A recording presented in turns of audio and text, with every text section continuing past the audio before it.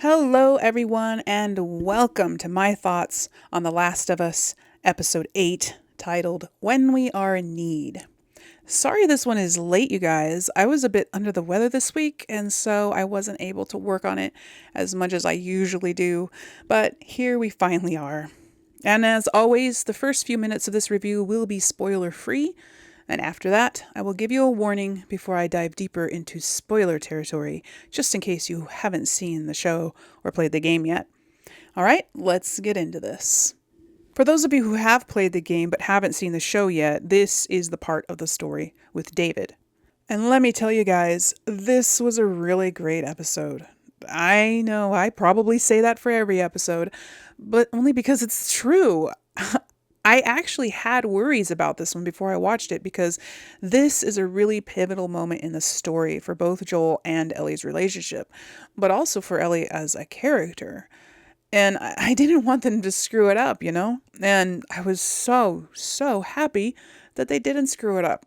This was another episode taken straight from the game with very little deviation, like episode 7 was, and now episode 8 as well. They did add some stuff, mainly just to humanize the antagonists a bit more than the game does, as they have done in previous episodes, showing their perspective. And they did take out some stuff that was in the game, but really only action sequences where you fight waves of bad guys are infected, which is the gamey part of the story that they've consistently removed for the show, since it's not very realistic. And I totally get that, and I'm okay with it for the most part. I do sometimes wish there was more action in the episodes, at least now and then, as I've often felt like the world isn't as dangerous as they keep telling us it is. Like they'll say, "Oh, you can't go there, that's too dangerous. Oh, you'll just meet death in that direction." But then when they actually go there, there's nothing there.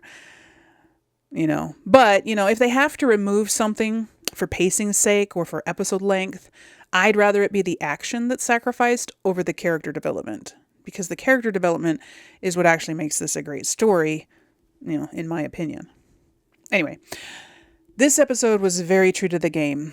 Although, unlike episode 7, which I felt was a pretty flawless adaptation, there were a couple things about episode 8 that I wasn't such a fan of, which I will talk about in more detail in the spoiler section, but neither of them were serious enough to ruin the episode at all. They were more annoyances than anything, because the amazing acting and the fact that the majority of the episode was true to the game just overshadowed the nitpicks I have. But I will be talking about them because that's what these review videos are for, to analyze what the show did different from the game and discuss whether or not it worked.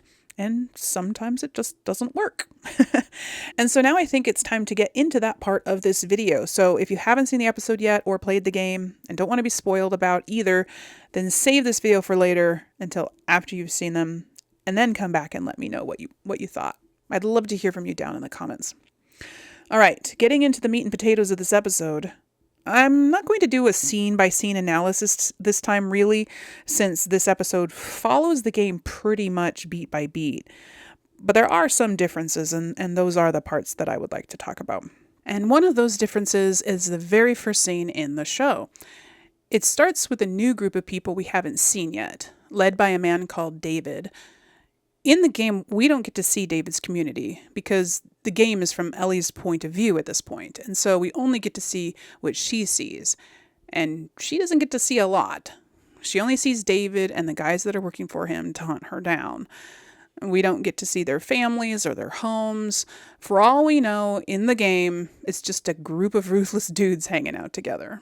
But they wanted to show David's side of the story, to humanize them and, just have a different perspective, because they can do that in the show. Anyway, in the show, we see David reading a passage from the Bible aloud to his people, and everyone looks really sad. Some people are crying, especially a little girl and her mother. This is obviously a memorial service for someone who has died. And I knew right away when I saw this, because I played the game, that it's for the guy that Joel killed at the university. But the show doesn't tell us that immediately, so maybe if you haven't played the game, you might not pick up on that at this point. You might not realize that they're talking about the same guy. So let me know in the comments if that was true for you. Anyway, in this scene, we learn that David is some sort of religious leader, and these people are his flock. And this is sort of a departure from the game, and one of the issues that I have with this episode, actually. In the game, David doesn't appear to be religious in any way. There are really only two clues that might lead someone to think he is. He does say that he believes everything happens for a reason, but you can believe that without being religious. There is also the very same banner hanging in the steakhouse as in the show, the one that says, "When we are in need, he shall provide." But attention is never drawn to this banner in the game, and in fact, it's extremely easy to miss. I played the game 7 times, and I don't think I ever noticed it until I saw a screenshot of that room years later. In the game, David never talks about God. In fact, that conversation he has with Ellie in the barn is a lot shorter in the game. He doesn't tell her about his past. Ellie doesn't ask him questions. The only part of the conversation that's in the game is the part about him believing that everything happens for a reason, and the story he tells about the crazy guy and the little girl. And all of the rest that's in the show was added just for the show. So if the game devs wanted David to be a religious leader in the game, they did a very poor job of showing us that, because I never got that impression while playing the game. He seems to be just a guy doing his best to survive, just like everyone else. Well, not quite like everyone else. And I'm not really sure of the reasoning behind this addition to his character for the show. You might say that it adds creep factor, and I guess maybe, but not really, because he's plenty creepy in the game without the cult vibe added. The only thing I think it really adds to the story is that it might lead the viewer into a false sense of security. If he's a man of God, he must be a good and trustworthy guy, right? And yeah, you'd think so. But we quickly learn that it's not so. In fact, we soon learn that David is anything but good. And this is why I have a problem with David being a religious leader, for the simple fact that he's not good. He's evil and disgusting and horrible. And where in the game he was just that, evil, disgusting, and horrible, the show turned him into something else, even far worse in my literary opinion. The show turned him into a cliché. And it was the first thing that entered my head when I saw him reading that Bible. How many games or shows or movies have you guys seen or played over the years where the seemingly benevolent, godly religious leader turns out to be a crazy, controlling, narcissistic psychopath? Too many to count, really. It seems to happen more often than not. I'm not saying that there aren't religious cult leaders out there like that, because for sure there are. But I'm also pretty sure that most religious leaders aren't like that.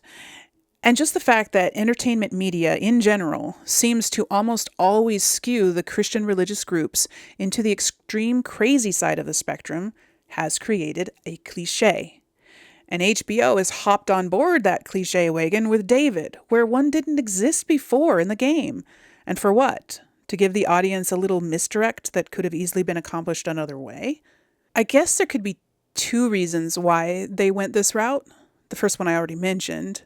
If all they were trying to do was lure the audience into a false sense of security, then they could have just made David a family guy, show him caring about his family, of being loving and kind with them and with his community. Don't give us a reason to doubt his goodness, right? We don't need him to be a religious leader to believe that he's good and trustworthy. And if this was the reason they made him a religious leader, then they probably shot themselves in the foot with it, because since it's a cliche, chances are it had the opposite effect for the viewers, making the viewer distrust David immediately for the simple fact that he is a religious leader. And so people will automatically assume something sinister behind it. But that could have actually been their intention after all, to make the viewer distrust David from the start because of the stereotype. And I'm not sure which version it is, because I can't watch the show with an unspoiled point of view. I played the game, I know who David is and what he is, and so there was no mystery for me when I watched it. If you've never played the game, I'd love to hear what your impression of David was before his true nature was revealed. Did his supposed goodness at the beginning lure you into a false sense of security, or did it tip you off to something more sinister right away? I'd be curious to know, so leave a comment down below. And there's one more issue I have with this, and I may get some kickback on this, but whatever. I don't think it's brought up enough. The fact that they made crazy cannibal pedophile David, a religious leader, only serves to perpetuate a stereotype that has been created by entertainment media and a lack of accurate representation of a very large percentage of the world's population. More often than not, if there's a Christian character in a show or a movie or a game, they are the crazy one, or the one who turns out to be the serial killer or the cannibal. And I'm not saying that everyone who claims to be a Christian is a good person, because there are bad apples in every barrel. But most people who claim to be Christians are good people. So it irks me. The creators of The Last of Us have tooted their own horns time and again about how inclusive their games are and how amazing and accurate their representation is. Look, we've got gay romance. We've got people of color. We're so open and accepting of whatever anyone wants to be. But no, when it comes to religion, and anyone who claims to be a Christian especially, they're all just crazy psychopaths, and rarely, if ever, are afforded the same care and accurate representation that other minorities get. But don't misunderstand me, I'm not offended by this. I'm just tired of the double standard that seems to happen quite a lot, and I'm annoyed that the show stooped to the cliche, when it could have been told just as effectively a different way. Now, I'm not saying that what's in the show isn't effective or isn't a good story. I'm not saying that it didn't deliver what the writers intended, because I do believe that it did all those things. David was super creepy, and the actor who played him did a very good job, and so did Bella Ramsey opposite him. In fact, I think TV David is even creepier and scarier than game David. Is that because of the addition of the cult? I really don't know. Let me know what you guys think. These changes to David's character didn't ruin the episode for me. It was more an annoyance than anything, because I'm a writer. And when I see stories get lazy and use cliches like this, yeah, it just annoys me. They could have done something here that we've never seen before. And it could have been just as powerful, just as shocking, but less predictable. That's all I'm saying. So, anyway, rant over, and this is really the main issue I had with this episode, so I wanted to get it out of the way first so that I could focus on all the good stuff from now on. Good stuff like Troy Baker. I mean, you guys, it's the man himself. If you haven't played The Last of Us game, Troy Baker is the guy who played the original Joel. I knew he would have a cameo in this episode, but it was more than just a cameo. He played James, who is a character in the game. But in the show, you see a lot more of him. In the game, he's just with David when we first meet them, and then you see him one other time a little later on. And in the show, he's David's right hand, and they actually have a few conversations. So that was fun. I love Troy Baker. He's my all-time favorite voice actor. Not just because he plays my all-time favorite video game character, although that is a major contributing factor, but just because he's a very talented actor, and the number of different voices he can do is crazy. And it's crazy how many projects he's contributed his voice to. He's got 400 credits on IMDb. Anyway, pardon my fangirling. I'm just really happy he got to be a part of the Last of Us TV show, because he's such a huge part of what made the Last of Us game so amazing. Anyway, back to my review.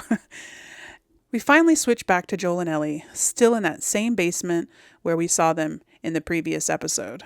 The show doesn't say how long it's been since we last saw them, but in the game, it's been 3 weeks since Joel was injured. So I can only assume it's been the same for the show, although that seems like an awful long time to be hiding out in that freezing cold basement, right?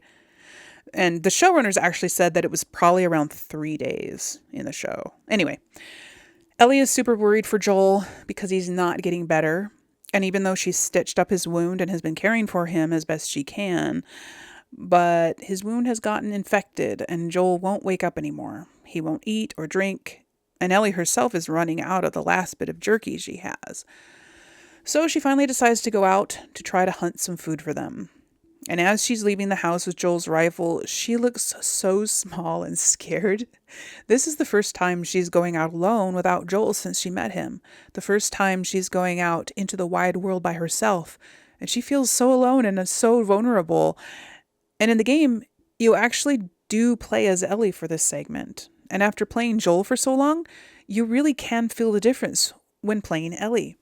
She feels smaller, weaker, and less capable of defending herself. In fact, she is physically weaker. She has less hit points in the game than Joel does, and so it's a lot easier to get killed in fights. However, in the game, I feel like it's not obvious that this is the first time that Ellie goes out alone. She seems pretty confident and seems to know what she's doing. We don't get that first time alone vibe from her like we do from Ellie in the show. And this isn't the first time where I felt like the show did a better job of portraying the emotions of the characters in any given situation. You know, David and James find the dead deer that Ellie shot, but Ellie gets a drop on them and they have a standoff, and David negotiates for some of the deer meat, offering to trade with Ellie anything that she needs. And she asks for medicine for infections. This scene is nearly word for word from the game, but Ellie feels more out of her element than Ellie in the game, in my opinion. In the show, Ellie looks so small holding that huge rifle. I mean, you can see just how heavy that thing is for her to lift and hold up consistently.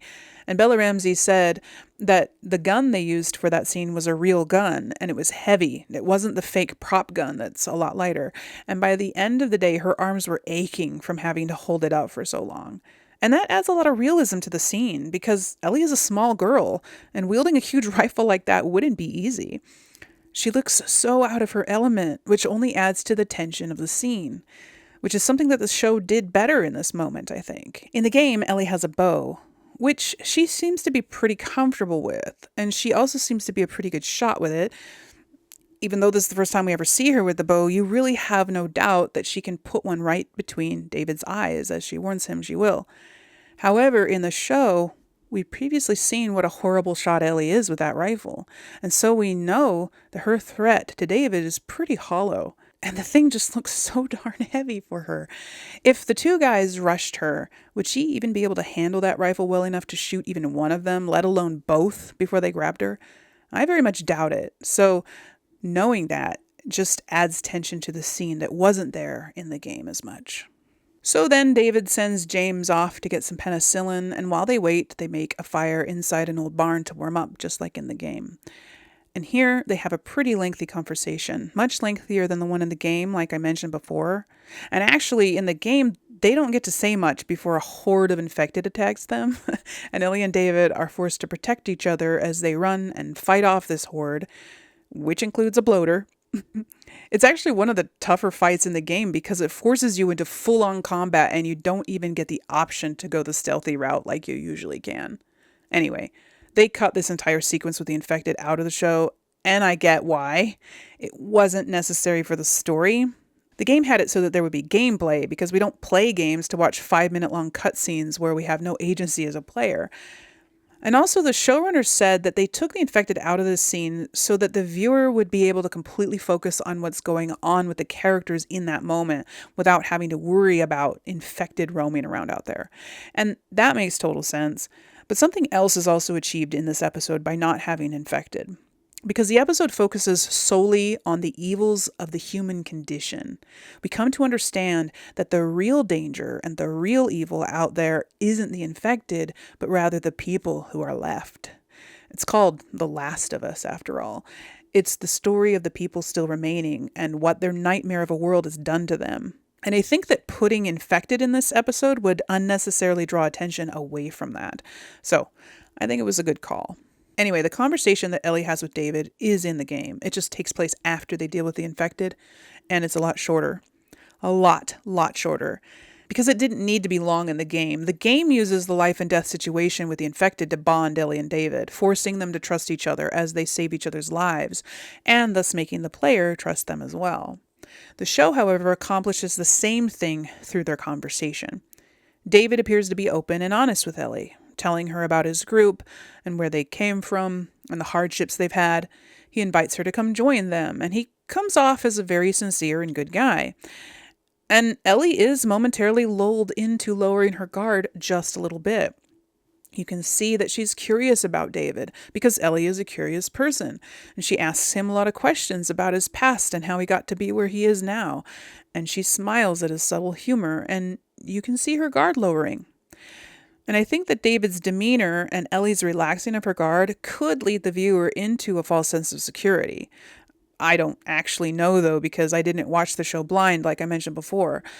I knew just who and what David was. So, again, I'm curious, if you haven't played the games, what did you feel in this scene with David? Did you relax like Ellie did? Or did you suspect something more sinister all along? Let me know in the comments, because this is something that doesn't happen in the game.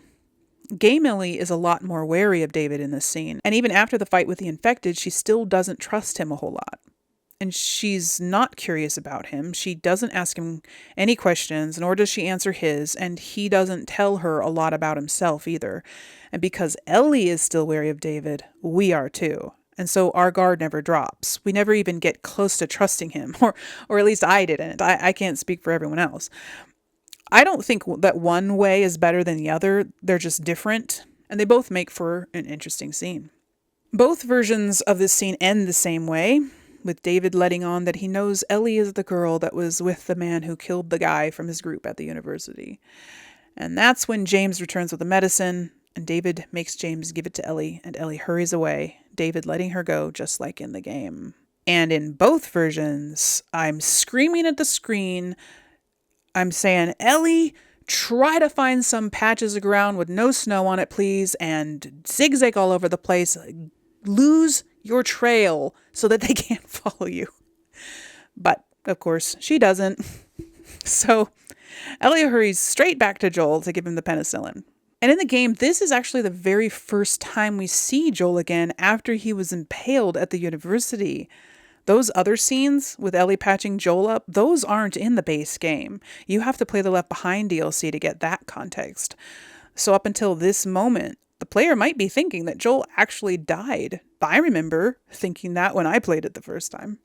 And this scene is another example of how the show makes Ellie more afraid and more unsure of herself than she is in the game. She doesn't know how to administer penicillin, and she panics for a moment and begs Joel to wake up and tell her how to do it. But Joel is out of it, and Ellie is on her own. So she finally just sticks the needle directly into Joel's wound, which she does in the game too, and I've always wondered if that's something that you can do. I've never seen that done anywhere else. So I did a quick Google search, and apparently this is a thing you can do. And it supposedly helps to heal the infection quicker than if you had injected it into a muscle. So go Ellie, huh? But yeah, in the game, Ellie doesn't seem to have this insecurity and panic in regards to playing Joel's nurse. In fact, it seems like just the opposite. When she's stitching Joel up, she's maybe a little nervous, but she tells Joel not to worry because she's done this before. And when she gives him the antibiotic, she doesn't hesitate. It's like she knows what to do. But the game never explains how she knows these things. So I personally like the way the show did it better. I think it's more realistic, and it definitely adds more tension and more emotion to the scene. And then, after she's tended to him, she lays down by his side on the mattress, and she rests her head on his shoulder. And this is another moment where I think the show did it better, because in the game, Ellie does lay down beside Joel, but not on the mattress with him. She lays on the hard, cold concrete floor, even though there is room for her on the mattress. And that always annoyed me in the game because, seriously, she would freeze to death lying on that cold floor all night with no blanket or anything. So, yeah, the show did it better. Plus, I think it was just a sweeter scene in the show, too.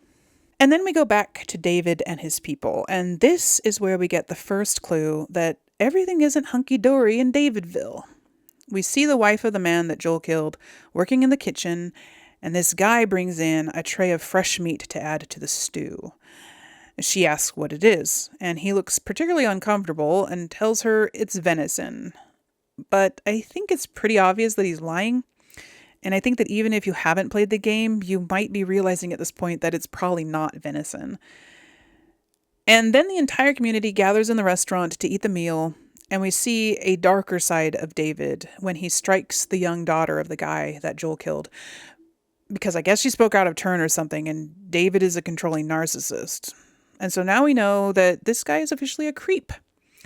But if you haven't played the game, you don't yet know the extent of his creepiness. And these scenes aren't in the game. Pretty much all the scenes that aren't from Ellie's or Joel's point of view aren't in the game. So, yeah. And then the entire community starts enjoying their dinner. And if you've played the game, you know that these people are cannibals. And so my first thought when I watched it was, they're probably eating that girl's dad. That's why they weren't going to bury him. And yeah, later on we get that confirmation. So this scene makes it all that much creepier.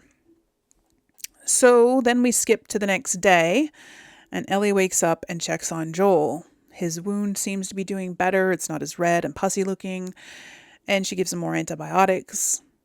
Then she goes up to tend to the horse and get some fresh air, and while she's outside, she sees that David and his men are roaming the neighborhood looking for her. So she rushes back to Joel, gets his knife, and gives it to him, trying to wake him up, but he's really out of it still. She tells him that there are men looking for them and that she's going to try to lure them away, but that if anyone comes into the basement, that he needs to kill them. And it's difficult to tell at this point if Joel heard and understood her, though, since he can barely open his eyes and doesn't really respond to her.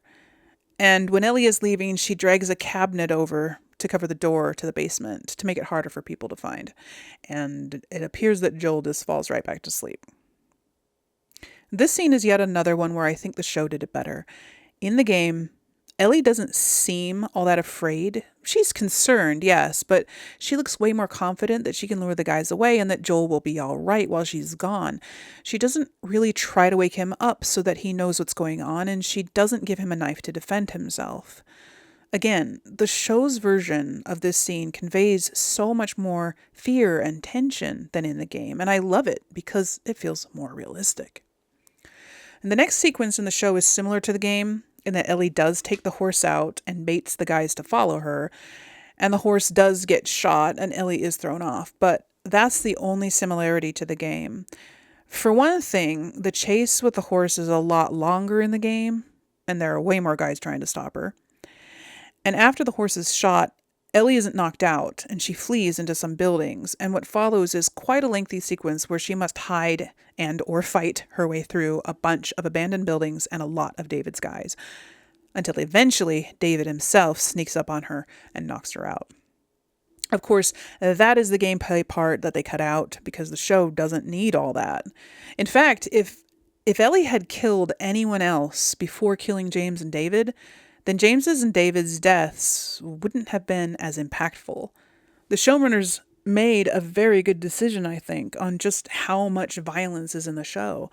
Craig Mazin said that if they had had as much violence in the show as there is in the game, the viewer would just get desensitized to it. And then when it really needed to matter, it wouldn't pack as much of a punch. And I can totally see that. I think that desensitization doesn't happen in the game because during gameplay, you kill a lot of people because that's what you do in games. And there's sort of a disassociation between what your character does in gameplay versus what they do in cutscenes.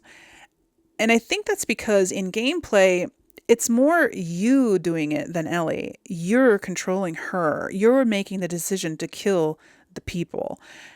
And so you can go on a 15-minute killing spree and not bat an eye about it. But in a cutscene, it's not you doing it anymore. It's Ellie doing it. She made the decision. And so it packs more of a punch than all the other guys she's killed while you were in control. Does that make sense? But the show is like one giant cutscene, and everything that Ellie does in the show is her decision. And so if she went on a 15-minute killing spree in the show, stabbing guys in the neck left and right, by the time she got to David, we'd be so desensitized to the violence that David's death would just have been one more on top of the huge pile of corpses that Ellie left behind, and the impact would be gone. So I'm glad they didn't put much violence in the show because it makes what violence is there so much more impactful. Another thing that was different from the game is the fact that Joel is discovered in the basement. In the game, he's not. And once Ellie leaves on the horse, we don't actually go back to Joel until after she's broken David's finger, which is quite a long time later. And Joel just wakes up on his own because I guess he's feeling better now, and he goes out looking for Ellie. And he doesn't seem to be aware that there's danger, though. He just thinks that Ellie left for some reason, but he doesn't know why. Because he wasn't conscious when Ellie left, and Ellie didn't try to wake him up and make sure that he knew there was danger. So Joel is pretty oblivious in the game. And he goes out calling for her and stuff until he ends up running into David's goons. And then he knows there's danger and that Ellie is likely caught up in it. And as you play Joel, you have to fight through quite a lot of David's guys before finally capturing two of them to torture for information. So the show just makes it a bit more believable, I guess, and definitely more perilous and tense. I feel like the fact that the guy coming into the basement and Joel's life being threatened is what made him finally wake up rather than him actually feeling better. He hears the footsteps upstairs and he hears the cabinet being dragged away from the door. And he did hear Ellie when she warned him of that danger, and he knows what's going on. The adrenaline and just knowing that Ellie is out there somewhere on her own probably compelled him to overcome his physical weakness and pain and just do what was necessary to survive so that he could protect Ellie. This is another instance where I think the show did it better, and I find myself actually being surprised by how much of this episode did it better than the game. I wasn't expecting that at all. Not that the game didn't do a good job or anything, because before I saw this show, I really had no issue with how the game did things for the most part, and I still don't. I just think that the show has more nuanced layers to these scenes than the game does, and I really like that about it. Now, the scene where Joel is torturing those guys for information is pretty much the same as in the game, except that he stabs the guy in the chair, and in the game he breaks his neck. The way he gets a hold of those guys is different, though. Where in the show, he sets a trap and ambushes them. In the game, Joel is actually the one being ambushed by the guys, but he gets the upper hand on them and pretty quickly knocks them out. So the show just turns the tables and makes Joel look a bit smarter, I guess. He fights smarter because he's hurt. He can't afford to lose the upper hand or he will be killed, no question. So, just another instance of the show being more realistic than the game. Anyway, we go back to Ellie, and she's locked in a cage. And in the game, there are 2 scenes with Ellie in the cage, but in the show, there are 3. In the show, she wakes up and David is there waiting for her, and they have a short conversation in which David tries to get her to trust him. Then he leaves. In the game, when Ellie wakes up, she sees James just outside her cage, butchering a human body. And this is the first and only clue that we have in the game that David's people are cannibals. And it's not really a clue, is it? It's more like a shocking reveal with no mistake. James sees that Ellie is awake, and so he goes and gets David, who brings a plate of food for Ellie. But in the show, he doesn't bring the food until the second scene with Ellie in the cage. And first, Ellie is trying to find a way out of her cell when she sees a human ear lying on the floor under the butcher block. And David confirms that, yes, they eat people. But in both versions, he promises that the food he gave her is just deer meat. In the show, Ellie isn't convinced and she kicks the food away, but in the game, she actually eats it.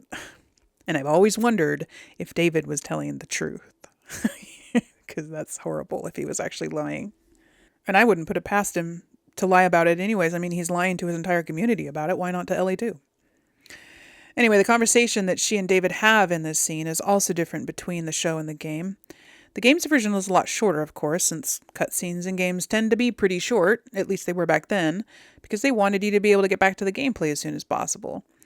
And so David quickly gets to the point, wanting Ellie to come around and trust him so he can convince the others that she's special, and he puts his hand on hers a lot sooner than in the show. But here in the show, we learn that David is actually a charlatan, using religion as a way to control his followers. He, however, is not actually a believer like he's been claiming. In fact, he's been using the cordyceps as a way to justify his violent tendencies, because the cordyceps isn't evil, and yet it uses violence to survive and multiply, and he somehow applies that to himself as well. Yeah, it's creepy. And he tells Ellie that she's different from all those sheep that follow him. She's his equal, and he wants her by his side to help him rule over others and be his little wife, I guess. Super creepy. And in both versions of this scene, Ellie plays along so that she can catch David off guard, which she does, and she grabs his finger and breaks it, and then tries but fails to grab the keys off his belt. And in both versions, he slams her face into the cage door over and over. And in both versions, Ellie says he can tell the others that Ellie is the one who broke his finger, and he threatens to chop her up into little pieces.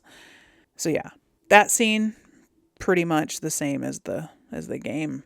But again, I think there was just so much more emotion in the show's version of it.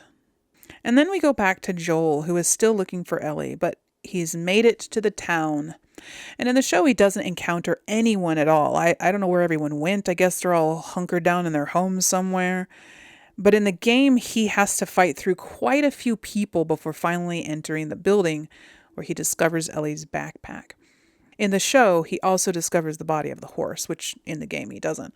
But in both versions, he finds several bodies hanging as though they'd been butchered. And you know that cannibalism is something these people have been doing for a while.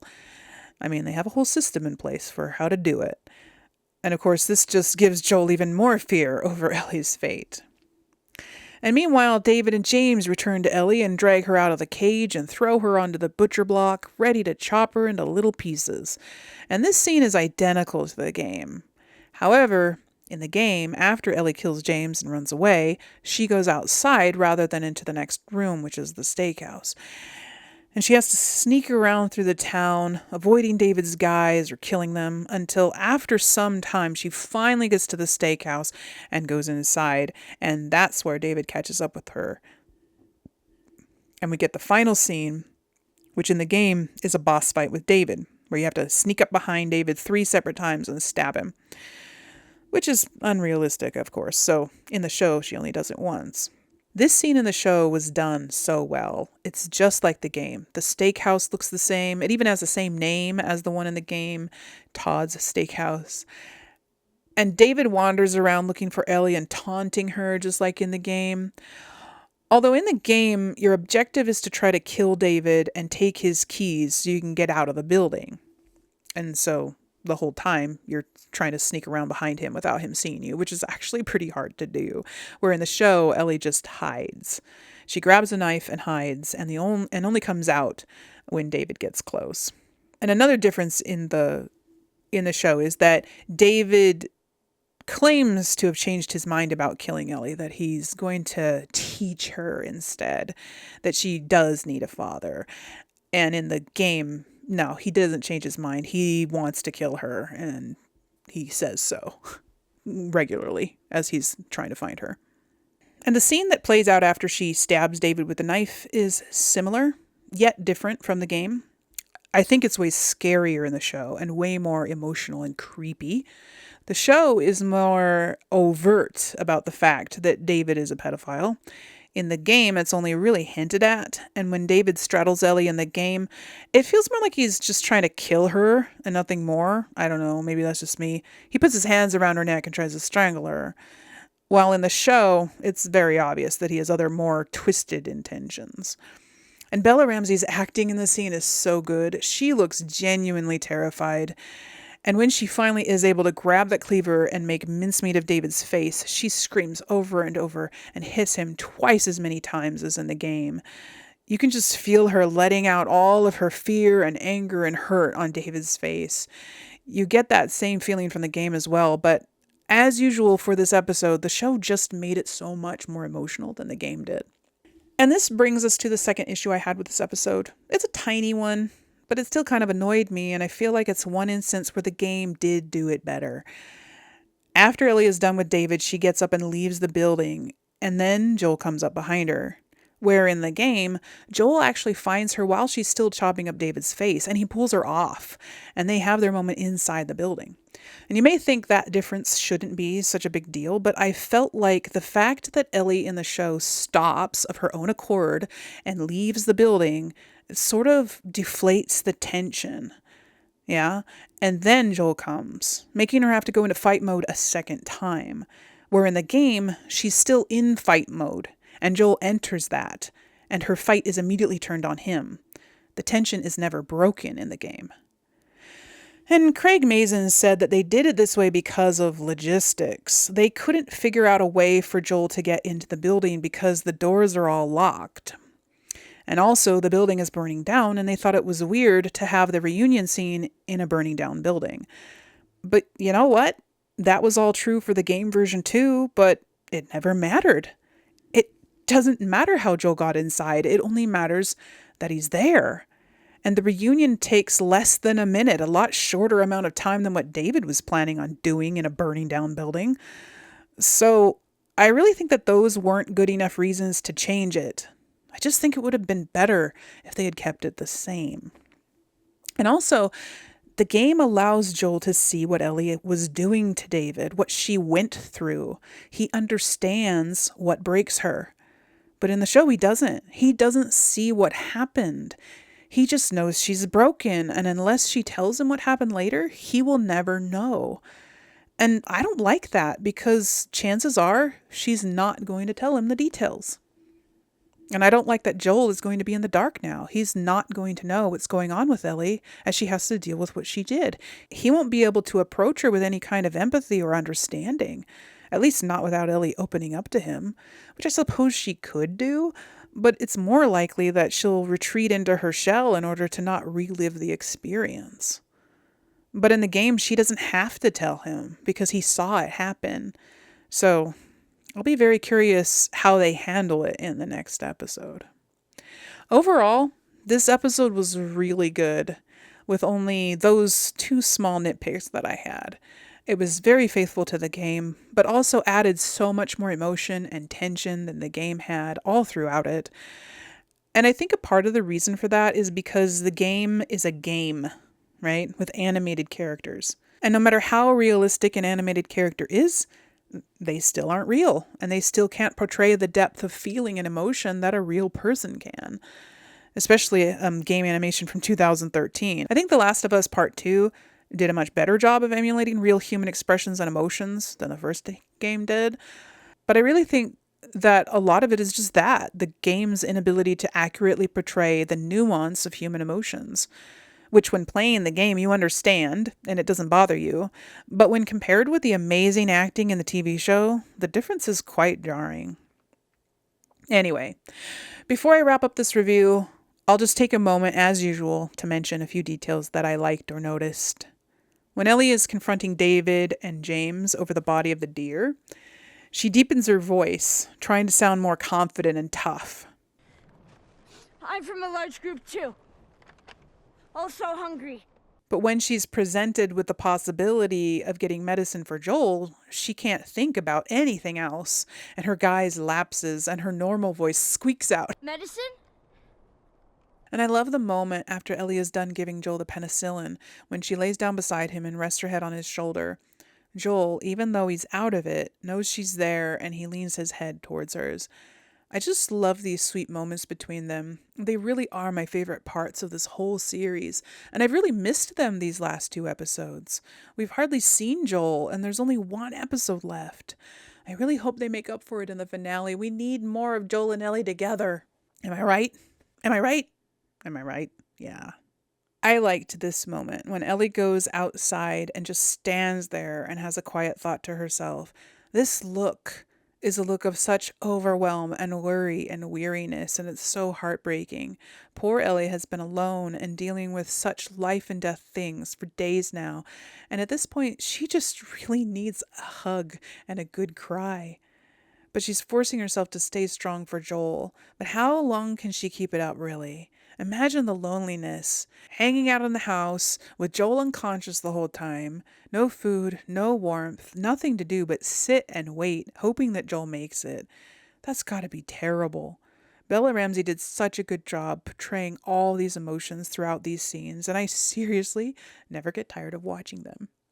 Another look I liked was this one, this unbroken eye contact, as though she can't believe that he's standing there in front of her, that he's real, and he's there with her, and because he's there with her, everything is going to be okay. This whole scene was beautiful. Ellie has been forced to be strong on her own, but being alone is her greatest fear. Despite what David said, Ellie does need a father, and she's not beyond that need, and she knows it. And that loss of Joel has been harder for her than anything else she's gone through in this episode, I think. The fact that she has to go through it all without him is what makes it hard. And now that he's here with her again, she can afford to be weak again. She can break down. She can let go and just let Joel take care of her again. And of course, Joel is so relieved that she's okay, although he can tell that something terrible happened to her. But in this moment, Joel lets go too and allows himself to fully embrace Ellie, literally and emotionally. And Joel's broken watch is forefront in the shot when he holds her and calls her baby girl, the same name he used to call Sarah. And he's not conflating her with Sarah like he'd done in the past. In this moment, he's accepting Ellie as a second daughter. This scene, even though it didn't take place inside the building like it should have, was still really good and I loved it. And I think that's about all I have to say about this episode, you guys. I hope you enjoyed my review. If you did, let me know down in the comments. I want to hear from you guys. What were your favorite parts? What did you not like about it? Let's talk down below, huh? Only one more episode to go, you guys. What a journey, right? I'm looking forward with excitement and a little trepidation to the finale. I hope it's good. I hope that everything that's happened so far pays off in the end. And I hope that there isn't a cliffhanger at the end and that they include everything that's in the game, but that they also don't go beyond what's in the game. I don't know. Maybe I'm asking too much. I guess we'll see. I hope you guys have a good day, and I will see you in the next one. Until then, remember to play safe, play nice, and have fun.